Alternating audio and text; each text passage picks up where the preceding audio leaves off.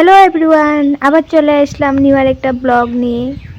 তো এই দেখো গাছের থেকে পেরেছে পাকা পাকা সুপারি। মনে হচ্ছে পাকা পাকা কিছু খাবারের ফল, এটাও তো খাওয়ার ফলেই, কিন্তু তবুও এটা একটা সুপারি। সুপারি তো আর এমনিতে খেতে পারবো না, কিন্তু উপরটা দেখে মনে হচ্ছে কামড় দিয়ে খাই পাকিয়ে গেছে, আমের মতো লাগছে দেখে। আম নয়, অন্য একটা কি এরকম একটা ফল আছে, ওই ফলটার নামটা জানি না, কিন্তু এরকম একটা ফল দেখেছি, এরকম দেখতে দেখা যায়।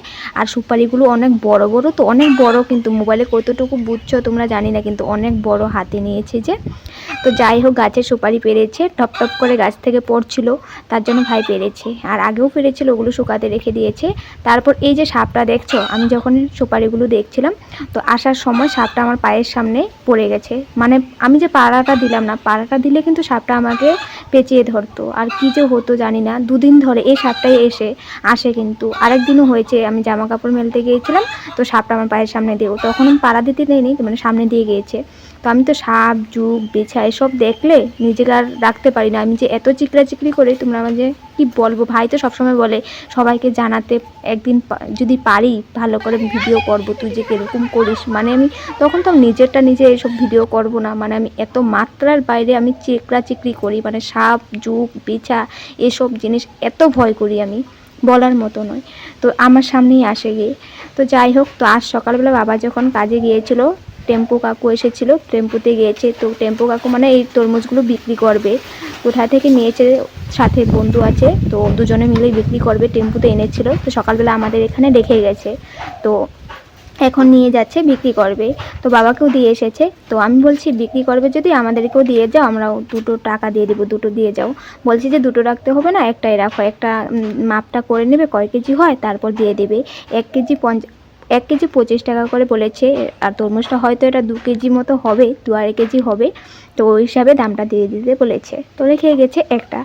তারপর আমি ভিডিও করে একটা মানে শর্টস বানিয়েছিলাম রাস্তাতে, একটু ফুল গাছের এখানে।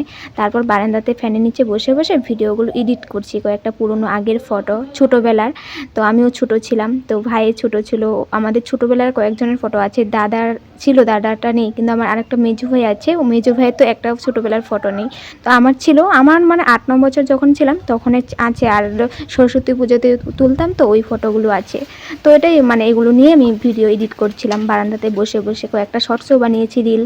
আর এখন ইনস্টাতে এরকম হয়, ইনস্টাতে রিলগুলো বানানোর সময় দেখবে সং নিয়ে করবে, ড্রাফট করে রাখবে, তারপর কিন্তু সংগুলি পাওয়া যায় না, ডিলিট হয়ে যায়।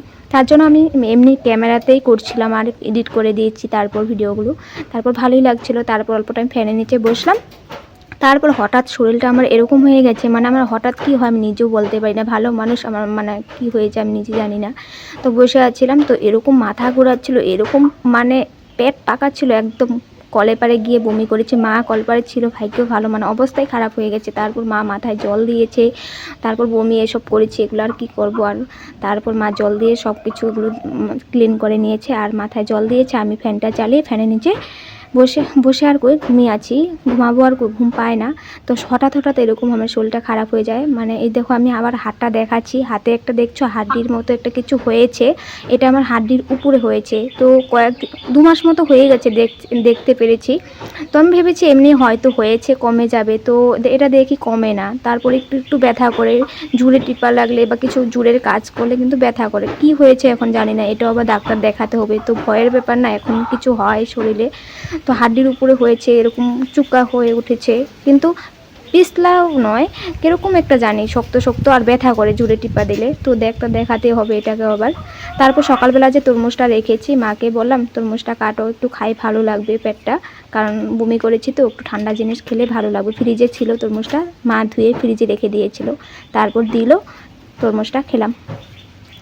তারপর আর ভিডিও কিছু করিনি। তো ব্লগটা আমি এখানেই রাখছি। তোমাদের সাপোর্ট আর ভালোবাসার একটু আমার অনেক প্রয়োজন, কারণ কষ্ট তো করে যাচ্ছি, শরীর খারাপ লাগলো মাঝে মধ্যে তোমাদের সাথে অল্প স্বল্প হলেও শেয়ার করি।